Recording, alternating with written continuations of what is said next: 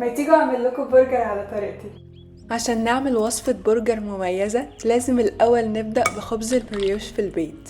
طعمه بيفرق جدا، ومش طعمه بس، ريحة البيت بتبقى في مكان تاني. هسيب لكم المكونات والطريقة بالتفصيل تحت الفيديو، وخلوني بقى أقول لكم على شوية حاجات بتخلي البرجر في البيت أحلى من بره.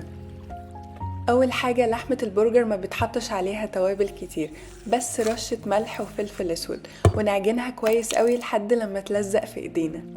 وزودوا على الصوص معلقة من مية المخلل، طعمها بيفرق جدا. وما تنسوش رشة السمسم على الخبز عشان ده اللي بيديلها نكهة حلوة قوي. وأكيد ما تنسوش تحمصوا الخبز بالزبدة. واهم حاجة طريقة طبخ البرجر، لازم المقلاية تكون سخنة جدا والزبدة سايحة تماما. بننزل اللحمة وبنضغط عليها كويس قوي، وبعد كده ما بنضغطش عليها تاني ابدا عشان ما تنزلش العصارة، وما بنقلبهاش غير مرة واحدة بس. كل جنب بياخد 3 دقايق عشان البرجر يكون مستوي وفي نفس الوقت طري من جوه وبيدوب كده في البق. وبالهنا والشفا مقدما، انا متأكدة ان دي احلى وصفة برجر هتجربوها. جربوها وما تنسوش تبعتولي صور، واكيد ما تنسوش تعملوا لايك وفولو، واستنوا الوصفة الجاية.